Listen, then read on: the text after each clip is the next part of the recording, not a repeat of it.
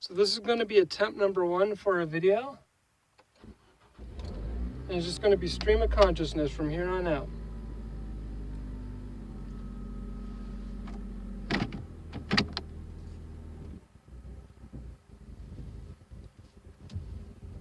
So today was a good day. I got some homework done. I got some reading done.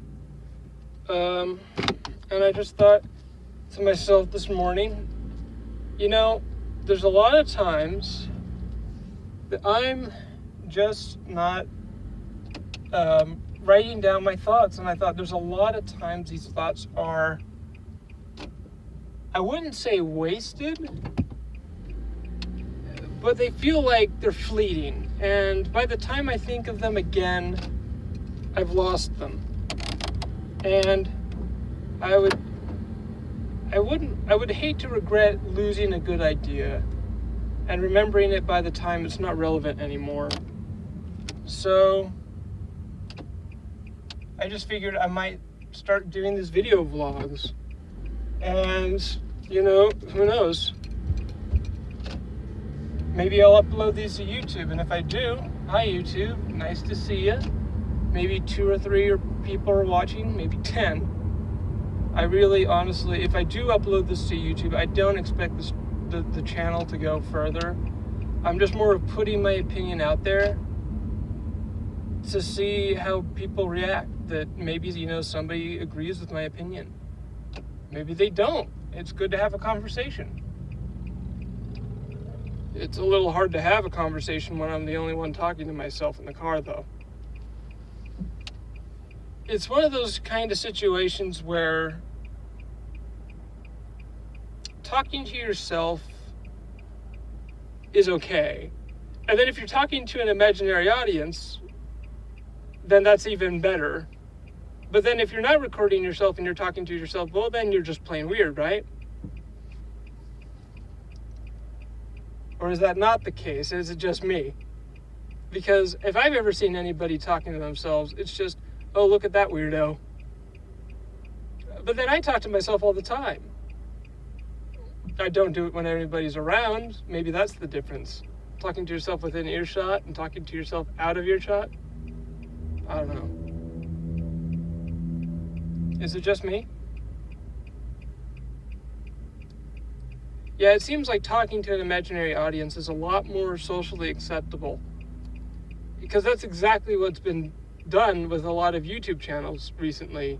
You have a lot of Let's Play channels, and they'll be talking to an audience that isn't there.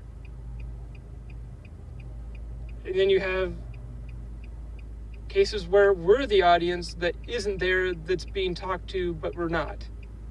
I think a good example would be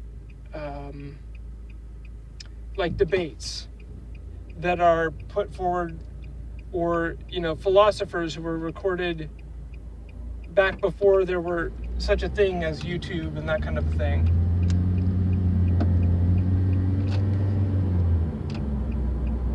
Yeah, like with, I think a good example is I listen to Alan Watts, and it's a very interesting experience to be part of an audience that was never there. And what I mean by that is that he's talking to an audience directly in front of him, and it's being recorded. And we listen to him as if we are the audience he's speaking to. That's not who he meant to speak to in the future. Yeah, sure, it was recorded so others could listen, but that's not who he's speaking to. He's speaking to an audience right there in front of him. But today we have people who record for an audience that will always be there, that is expected to never be there directly in front of them. You have YouTube shows that is spoken to an audience which is just simply a camera in front of you. I'm repeating myself, but like I said, stream of consciousness. So yeah, that's I think that's something that we tend to forget about, is that the concept, the audience changes, it's fluid. It has changed. I don't even know who my audience is going to be. if this ends up getting watched, who knows? I might actually be talking to myself right now. I might be the only one who actually watches this. Or I might be deceiving myself, and there might be people like close friends that I watch this with. And I don't know. Like, I might expect my friends to watch this if I upload it, or if I just directly share this video with them. It makes me really think about who is the audience. Like, one of the biggest things I was thinking to myself before I was going to start recording these is that, okay, yeah, sure, I upload these. What does that mean for me in the future? Who is that audience going to be? Is it going to be somebody who is an employer? And so, of course, I'm going to censor myself when I give out certain opinions. Is it just going to be friends and family? And then even in there, I'm going to censor myself. There are opinions I have I'm not going to tell my friends and close family about, because I want to remain on good terms with them. There are other opinions that I'm gladly going to be open about. And, you know, that open book thing, sure, I'm an open book, but there's still footnotes. There's still a second book that hasn't been opened. You know, there's a Nathan Blue Volume 2 that hasn't been opened to the world yet.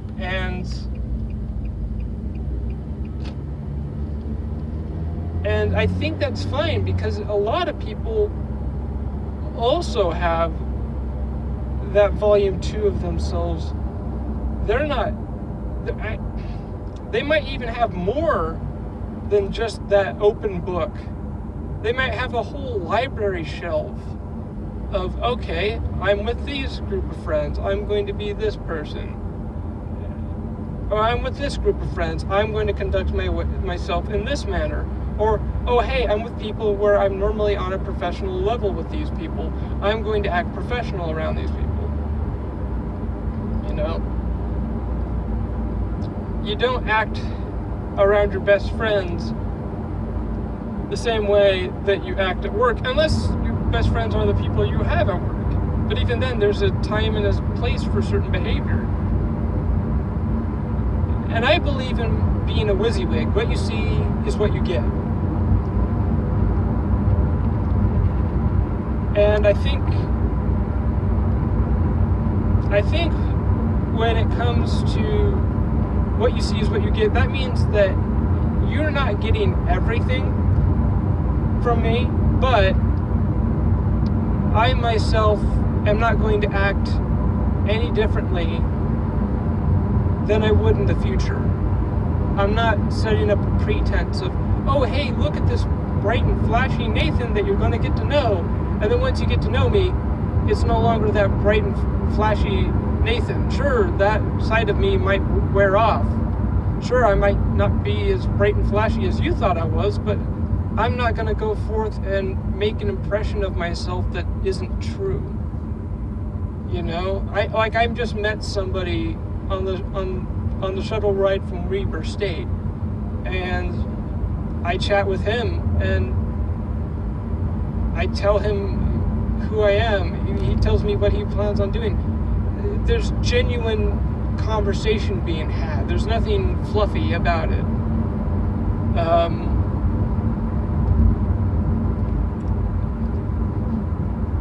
I might talk about this in later vlogs. I hate calling them vlogs.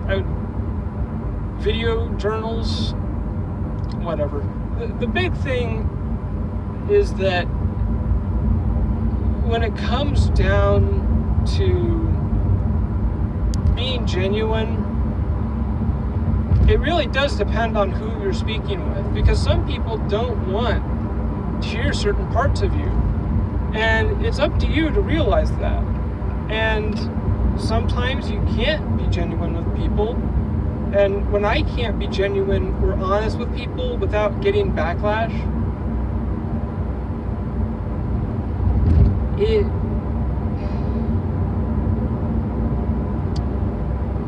I'm trying to phrase this properly because I know it can be taken in a wrong sense. I do believe that there are certain things that certain people really want to know about a person when they get to know them. There are certain things that it's up to the individual to explain themselves, and it is up to who they're getting to know to explain, hey, I just want to get to know you on a need-to-know basis. Do I need to know this about you to get to know you and be on good terms with you?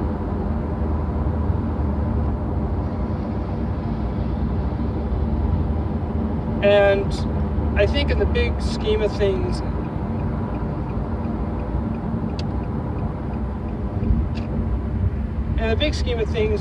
a lot of times we forget that. We expect people to be pure open book, and then when we find something about them, when we find something out about them that we don't like, all of a sudden we feel lied to, when we never really asked them about that in the first place. And based on other opinions that they have, we expect them to contort to other preconceived notions of how people act. And this happens all the time, but I think it's because we live in this digital media world where people immediately have everything about them that they think other people need to know right there on a web page, or right there on a profile, that we know this person. And that's not true. We don't know a person just from looking at their profile. We don't know their motivations for why they like certain things. We don't know their motivations for why they choose not to speak about others. And I know this is being really vague, but I'm really trying to just chase down a really vague concept. There's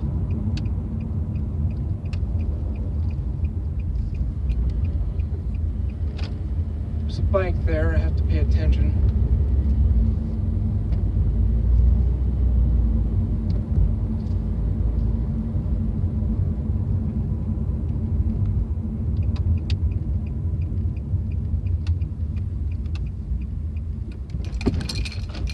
But I think we expect to know people just from seeing them online, in the same way that if we interacted with that person, it's not going to be the same. I would put it like this: like, have you ever met somebody and they've been on Facebook for and I know this is dating me myself, but I'm gonna be dated with this reference, but you've gone to Facebook and they've been on the Facebook for 3 years or so. You just got on Facebook. You've only known this person since you've got on Facebook, and you look at their profile picture and then you think to yourself, oh, wow. And you look back at their profile pictures and you explore and you realize, oh, I didn't realize that person did that, or I didn't realize this person liked A, B, or C. And then you think, do I really know that person? And that's up to you to decide when you actually finally get to know somebody. But I think in the big scheme of things,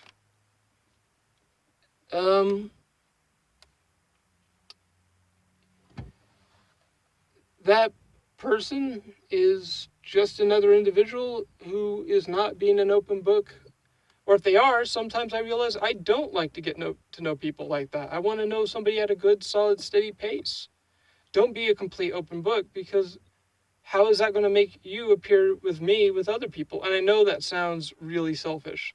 I don't want to be around a person who's a complete open book, but I don't know the next thing that's going to come out of your mouth. That's not always the most socially acceptable thing. And I know this has been all over the place, but I'm mostly speaking to myself right now. I'm exploring my own thoughts, and it isn't really a conversation. I realize that. It's a monologue. I don't know if I'm going to upload this. I might. But yeah, my car ride's over, and so I think so is the video. If I have uploaded this and it is on YouTube, thank you for listening. And hopefully, you take into consideration somebody else's thoughts.